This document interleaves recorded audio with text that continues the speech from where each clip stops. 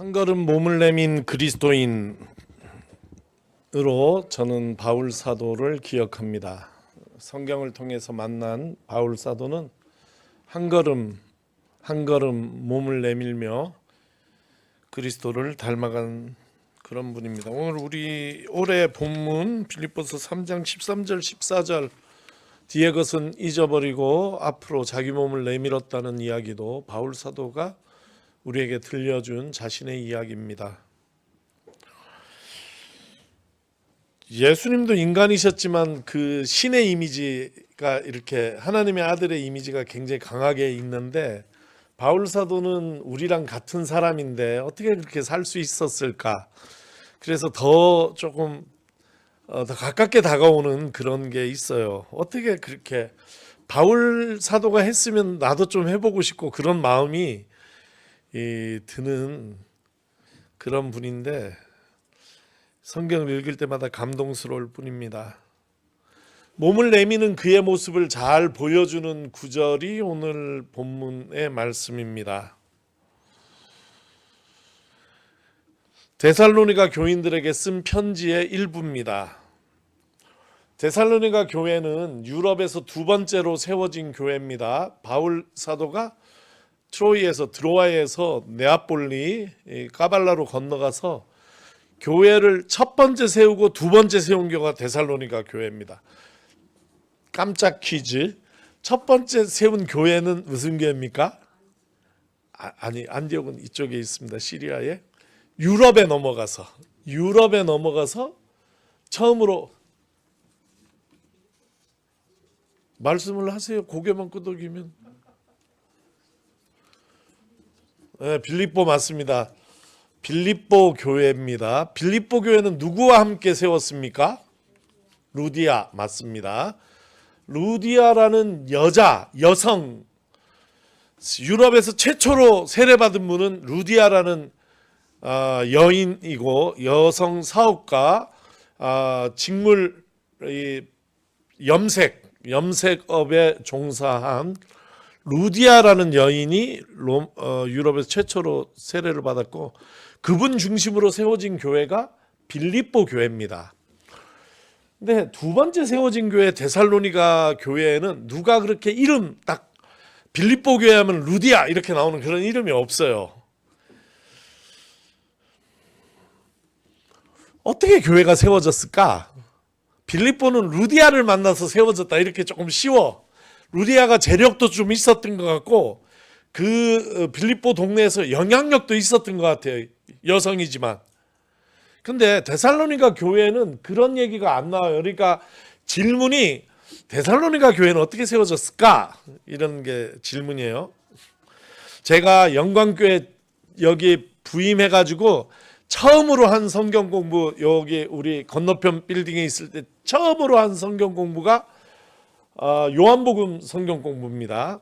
한 10회 했습니다. 그 다음에 우리 일로 이사 와가지고 두 번째 여기 이사 와서 처음으로 한 성경 공부가 데살로니가 전서 성경 공부였어요. 오전에 해서 우리 여신도들 중심으로 같이 공부를 했어요.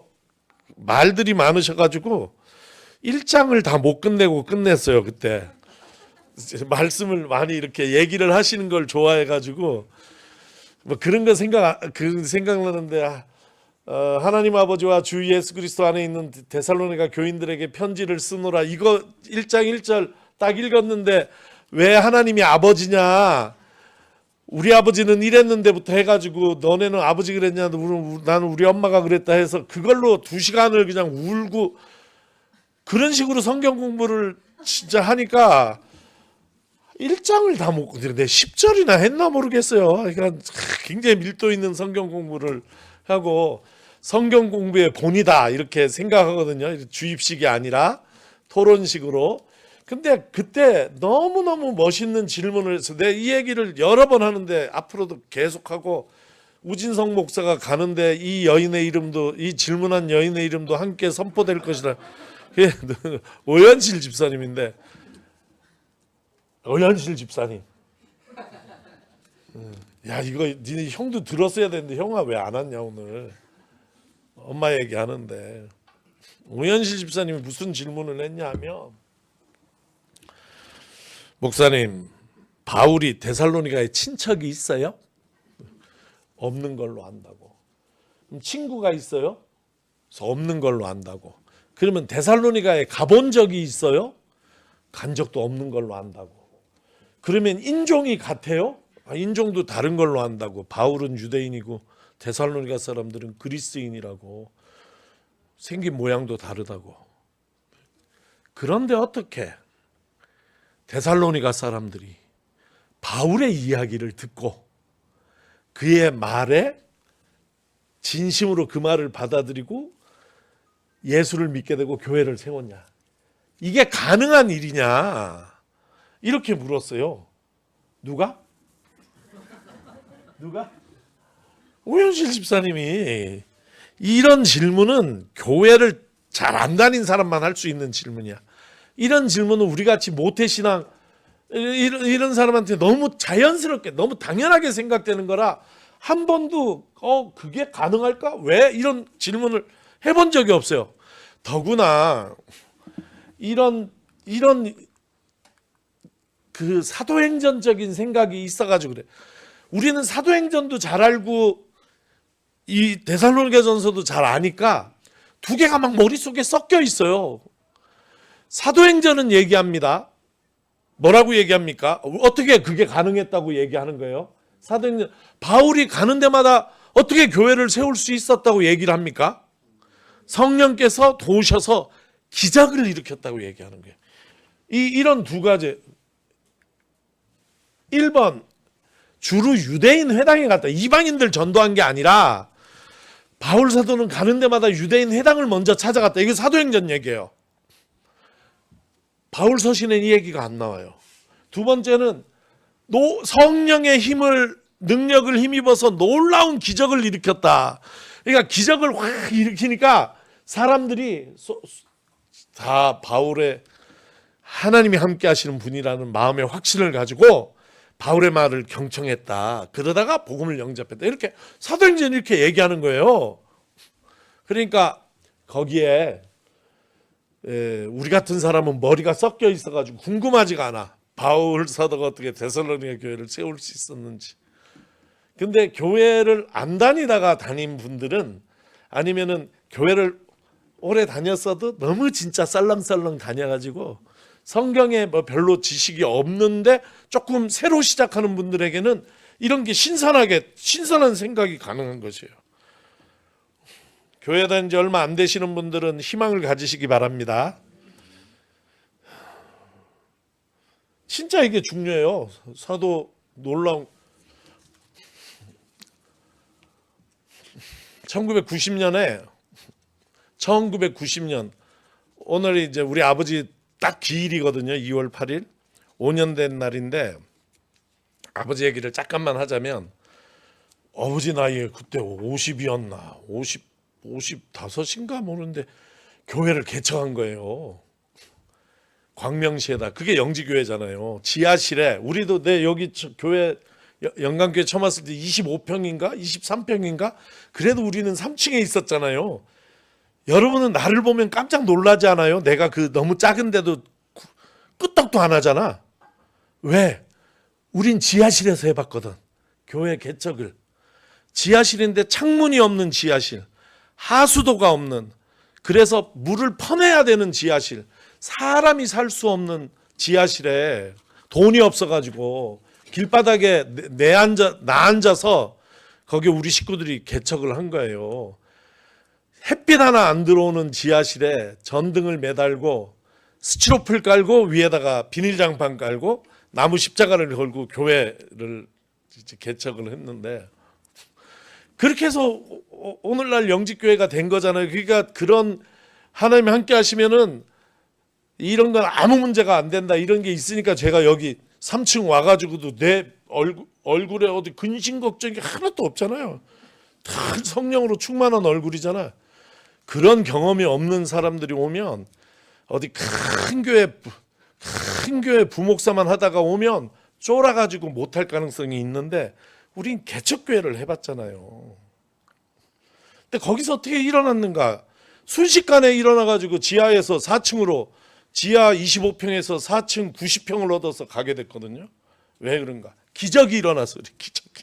무슨 기적이 일어났다고요? 맨날 하는 얘기잖아요. 귀신을 쫓았다니까. 그때는 어떻게 이렇게 광명시에 귀신 들린 사람이 많아. 동네마다 하나씩 있어요. 다 오면 아버지가 그냥 우리는 그걸 보고 자란 거예요. 거품을 입에 물고 눈이 뒤집어져서 쓰러지면 일어나면 멀쩡하게 일어난다고. 진짜 좋은 게 뭐냐면 6개월에 한 번씩 계속 귀신이 들려. 계속 소문이 나 그냥. 그러니 우리 자녀들이 다 전도사 할 때인데 아버지 재산이 우리 자녀밖에 없잖아요. 우리 신학생들이잖아요, 전부. 자기 교회를 사임하고 아버지 도우로 들어갔는데 제가 하는 일 중에 하나가 뭐 여러 개죠 하지만 하는 일 중에 하나가 주일날 교회 입구에서 우리 교회 오는 분들에게 주보를 나눠주는 일을 했어요. 근데 처음 보는 사람들이 오는데 내 생각에는 우리 교회 바로 옆에 대중감리교회라고 대중감리교회 우리 박수현 집사님 요새 소화동에서 일하잖아요. 찾아가봐요. 안서중학교 앞에 대중감리교회 빨간색 벽돌. 아 알겠어요. 번역이요 거기도. 교회가 반듯해. 그럼 내 생각에 이 사람들이 다 그 교회로 갈 것 같거든요. 놀랍게 지하 찾아오는 게 지하실을 깜짝 놀랄 일이야. 난 막 흔들면서 묻고 싶어. 왜 이 지하실에 오냐고. 옆에 좋은 교회가 있는데 다 지하실을 와가지고 순식간에 어깨 막 맞닿아서 올라가게 됐는데 딱 이유 여러 가지가 있지만 다 성령이 하신 일이지만 그 중에 특별한 것은 귀신을 쫓아낸 역사가 있었어요. 반복적으로. 그래서 제가 기억하는 분이 있을지 모르겠지만 제 목회 초기에 여기 있는 이 목사는 2대째 귀신을 쫓는 목회를 하고 있으니까 귀신 들린 사람들이 있으면 교회로 데려와서 우리 교인들이 같이 합심하여 기도해서 귀신 쫓는 일을 하자 했는데 아무도 안 데리고 오잖아. 그리고 하는 얘기가 과천에는 귀신 들린 사람이 없다. 광명시에도 없어 지금은. 그 많던 귀신은 다 어디 갔나 모르겠어요.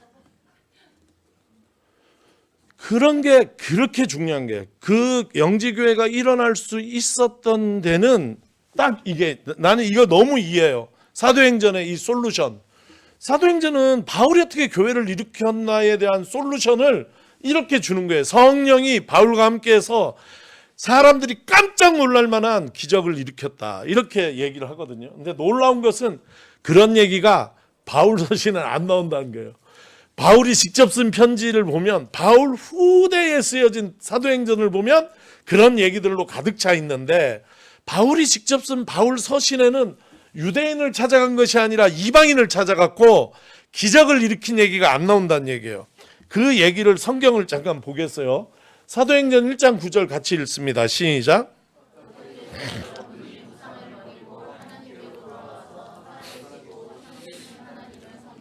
예, 우상을 버리고 이방인입니까? 유대인입니까?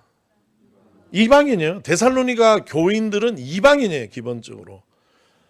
우상을 버리고 하나님께 돌아온 거예요. 유대인들이 아니라고요.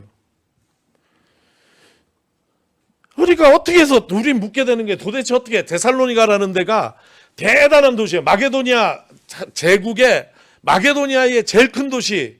마게도니아 제일 큰 도시 데살로니가거든요. 그 베르기나가 수도인데 멀지 않은데요. 거기에 알렉산더의 도시라고도 할 수 있고 아리스토텔레스의 도시라고도 할 수 있거든요.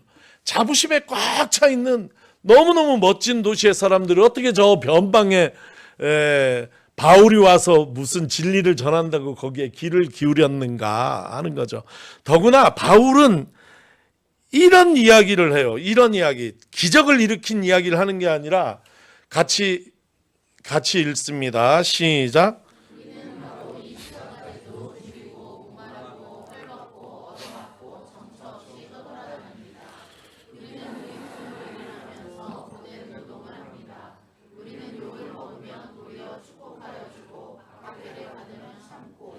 비방을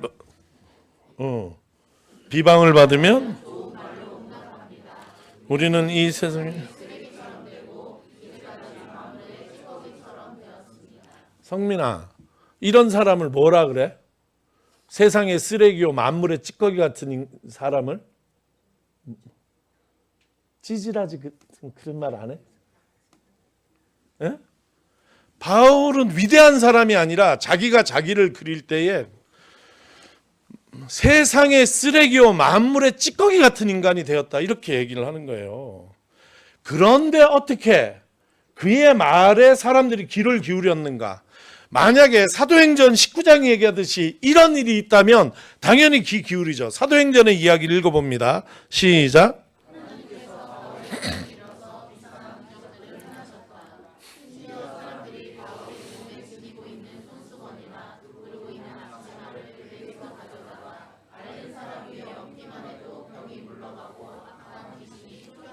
야, 이런 사람은 위대한 사람이잖아요. 그러니까 사람들이 모여드는 게 당연한데, 근데 이런 사람 있잖아요. 이런 사람.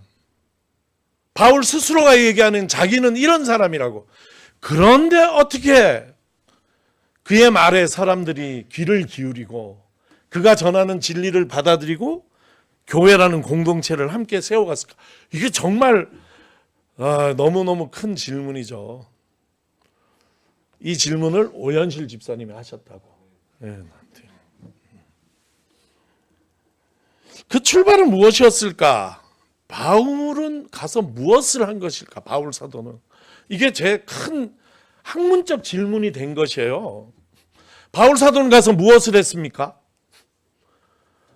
무엇을 했어요? 저기 우리가 읽은 본문과 오늘 여기 읽은 이 고린도전서 여기 4장 12절에 뭘 했는지 나와. 노동을 했다가 나와요. 고된 노동을 했다 이렇게 나와요. 오늘 본문에도 바울 사도는 노동을 했다 이렇게 나와요. 여기 2장 9절 읽습니다. 시작. 형제자매 여러분,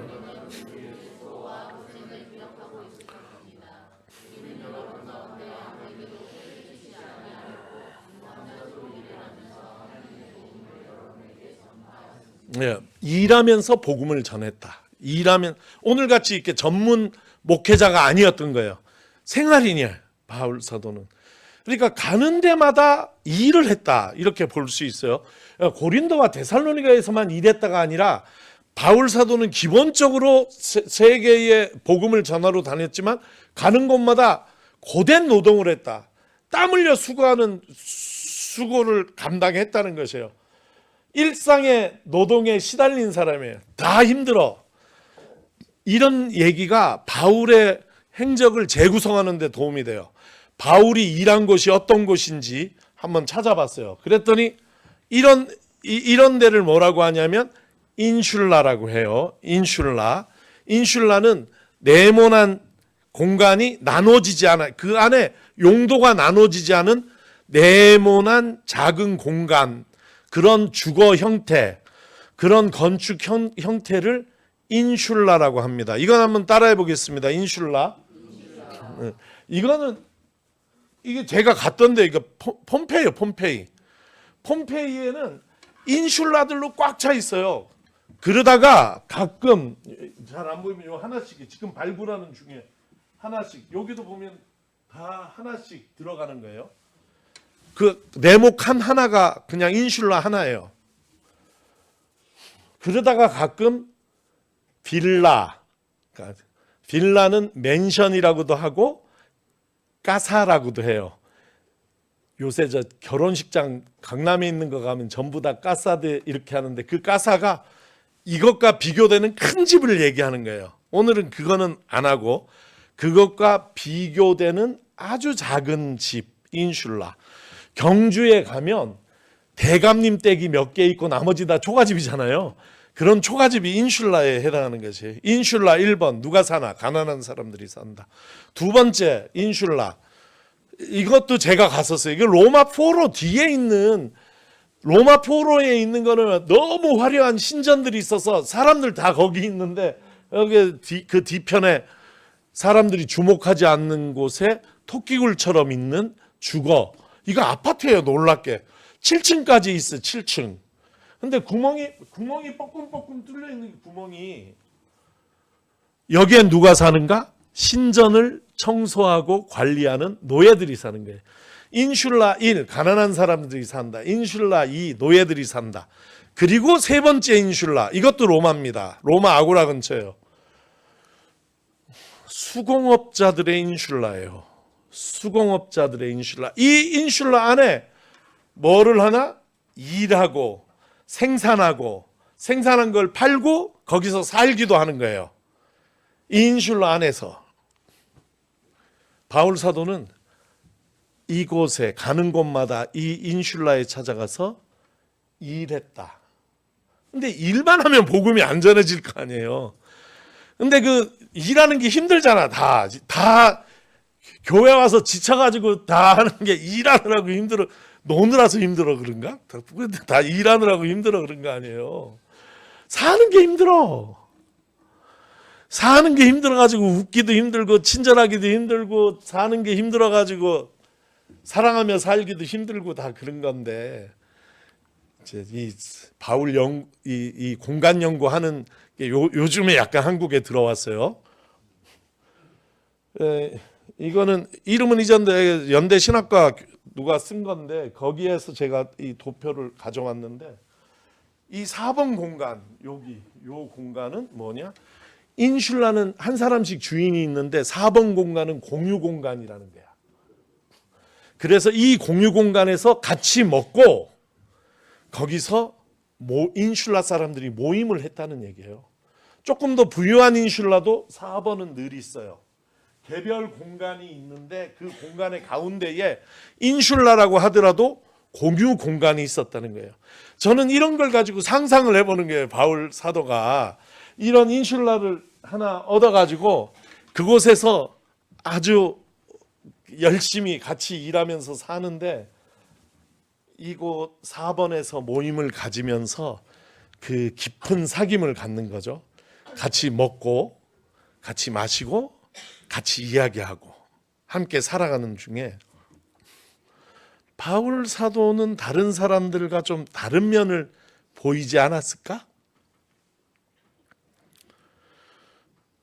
기적을 일으킨 게 아니라면 바울 사도가 보여준 태도, 다른 사람을 대하는 태도, 바울 사도가 보여준 인격, 저는 그 인격이 사랑이 배어 있는 인격이다. 아가페가 배어 있는 인격이다. 이렇게 정의를 내려보거든요. 그 인격이 사람들을 감화시켰다. 이렇게 봐요. 먼저 오늘 성경의 이야기가, 이거는 이게 데살로니가의 인슐라라고 볼 수 있어요. 데살로니가의. 그러니까 바울을 여기는 아직 발굴 중이에요. 로마 데살로니가 시에 있는 로마 아고라가 아직 완전히 발굴이 안 돼 있는데, 그 어딘가에 바울이 실제 일했을 가능성이 높은 인슐라가 있는 거예요. 사진을 가져온 김에 얘기 드렸고, 바울 사도는 거기서 일을 했는데 일하는데 그친 게 아니라 이런 얘기를 하는 거예요. 제가 얘기하는 사랑이 배어 있는 인격이라는 게 이런 말 속에 드러나. 같이 읽어보겠습니다. 시작.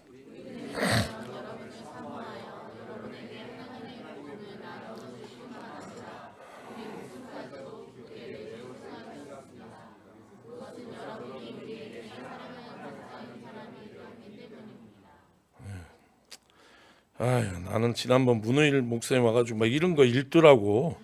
나도 읽으려고 했는데 또 막상 읽으려니까 별로 안 좋아할 것 같아. 내가 읽는 거는. 후토스 호메이 로메노이 휘몬, 이렇게. 호메이 로메노이, 내가 여러분을 사랑한다 이런 뜻인데, 그리워한다 이런 뜻인데, 이 호메이 로메노이라는 말은 무덤 비문에 가끔 나타나는 말이에요. 뭐라고 나타나냐면, 내 아들이 먼저 세상을 떠났어. 그러면 부모가 그 아들의 묘비에다가 내 아들을 간절히 그리워하며, 이렇게 비문을 쓸 때 호메이 로메노이라는 단어를 써요. 그러니까 이 단어는 굉장히 감정적인 단어예요. 너무너무 보고 싶다, 너무너무 사랑한다, 이런 언어를 담고 있는 얘기거든요. 누구를? 그들을 간절히 사모한다. 그래서 한글로 가자. 여기 좀 헬라어 막 써오긴 했는데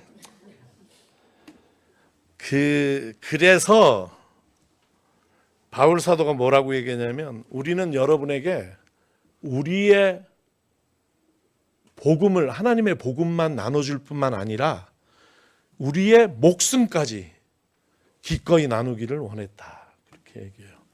이때 목숨은 푸시케를 썼는데 그 푸시케는 이 진짜 누구를 대신해서 죽다 이런 뜻이 아니에요. 바울이 내가 여러분을 사랑해서 여러분에게 복음만 줬을 뿐만 아니라 복음을 줬을 뿐만 아니라 우리의 목숨까지도 줬다고 할 때 그 목숨은 이 우리의 삶을 이루고 있는 목숨을 이루고 있는 요소들을 얘기하는 게 그건 뭐예요?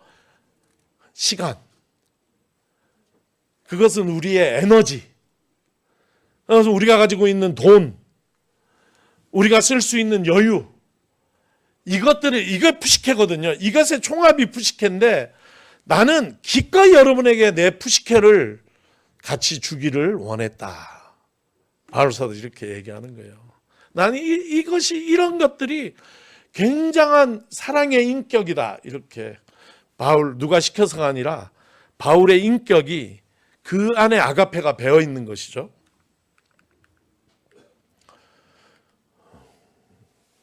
같이 읽습니다. 시작.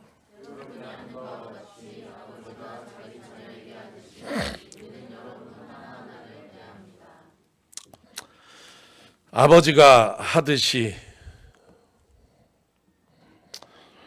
아버지의 격려나 위로, 훈계, 인내 이런 걸 얘기하죠. 또 아버지 싫어하는 분들이 있어. 내 어머니도 찾아왔어요.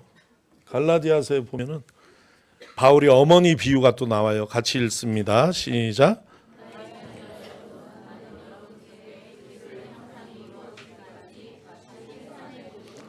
예, 해산의 고통을 겪는다. 이거는 어머니적인 얘기죠. 그러니까 바울 사도는 아버지 비유와 어머니 비유를 통해서 부모의 사랑으로 내가 여러분을, 부모가 자식을 사랑하듯이 내가 여러분을 사랑합니다 하는 고백을 한 거예요. 저는 이것이 이 사랑의 인격이 사랑에 젖어 푹 배어 있는 그리스도 예수의 사랑에 푹 배어 있는 이 인격이 오연실 집사님의 물은 질문의 대답이라고 생각해요. 그것이 인종을 넘어 국경을 넘어 문화를 넘어 사람들 마음에 감동을 주고 그의 인격을 통해서 그리스도 예수를 소개하고 그의 인격을 통해서 하나님을 알게 했다. 이렇게 저는 결론을 내려요. 그 정도 가지고 되겠냐 하는 분들을 위해서 내가 책 한 것 가끔 보여주는 로드니 스탁 기독교의 발응. 여기 보면 초기 무니스 통일교 분석한다니까요. 통일교가 어떻게 그렇게 미국에 널리 1960년대 70년대 퍼져나갔는가 딱 하나예요. 인격이에요. 이거는 검증된 얘기예요. 우리 여기 통일교는 인격이 우리보다 훨씬 낫다고 볼 수는 없을 수도 있는데 초기 미국의 무니스들은 그 한 부부가 작은 마을에 들어가면 그 마을이 순식간에 6개월 안에 1년 안에 전부 통일교를 믿게 돼요. 다른 게 없어요. 무슨 기적을 행해서가 아니야. 그 사람들이 너무 착하고 아름답게 살았어요. 그게 사랑에 밴 인격의 능력이다, 힘이다. 저는 그렇게 믿는 거예요. 그런 인격을 갖추는 게 쉽지 않죠. 그래서 예수께서 회개하라, 믿어라, 나를 따라오너라 그렇게 얘기를 하시는 거예요. 오늘 성경은 이 정도 하는데 제가 하고 싶은 얘기는 그거예요. 한 걸음 몸을 내밀며 이렇게 우리 올해 표를 정했는데 그러다 보니까 몸을 내미는 것을 굉장히 일 중심으로 생각할 수도 있어요. 되게 좀 그 몸을 내미는 목표를 일, 성취 이렇게 중심으로 생각할 수 있는데 그러나 그리스도인에게 영원한 우리의 목표, 지향점은 무엇이냐면 우리가 그리스도 닮은 사람으로 변해가는 것이에요. 인격적인 변화가 제일 1번이에요. 우리의 인격 안에 그리스도 예수가 있어야 돼요. 우리의 인격 안에 예수께서 보여주신 사랑이 녹아 있어야지 돼요. 이 일 중심이 아니라 이 일을 해나가는 이유는 어디 있는가? 우리가 인격적으로 훈련받기 위해서 일하는 거예요. 바울이 일상을 살면서 그 일상을 다 이기고 그 안에서 사람들과 소통하면서 그리스도 예수의 인격을 보여주었듯이 우리도 우리에게 이 일이라는 것, 우리가 교회 일도 마찬가지예요. 함께 해결해 나가야 되는 일이라는 것은 우리의 인격을 더 시험하고 더 성숙을 향해 나가는 하나의 계기이지 그 일 자체가 목표는 아니다 하는 얘기예요. 우리가 한 걸음 몸을 내민다 할 때 우리 그 방향을 잊지 말았으면 좋겠어요. 우리의 방향은 무엇인가? 더 성숙한 인간이 되어가는 것, 그리스도로 충만한 인간이 되어가는 것, 그것은 다른 말로 하자면 그리스도의 사랑이 우리 인격 속에 배어서 우리가 드러나게 해야 되는 것, 이것이 우리가 나가야 될 목적이다, 방향이다 하는 얘기를 드리고 싶어요. 그것으로 인해서 데살로니가의 교회가 세워진 것이에요. 그 인격에 감동한 사람들이 자발적으로 바울이 떠난 다음에도 그를 기억하면서 교회를, 공동체를 세워가는 일을 했던 것이에요. 바울의 유일한 힘은 세상의 쓰레기요 만물의 찌꺼기 같은 바울 사도가 모든 것을 자기가 잊고 버리고 남은 하나는 무엇이냐? 그리스도 예수의 사랑에 배어든, 거기 물든 바울 사도의 인격, 품격, 사람됨, 이것으로 그를 통해서 그리스도가 전해졌다 하는 것을 기억하시기 바라고, 우리도 몸을 내미는데 다른 무엇이 아니라 그리스도 닮아가는 그것을 향해서 몸을 내미는 저와 여러분이 되기를 바랍니다.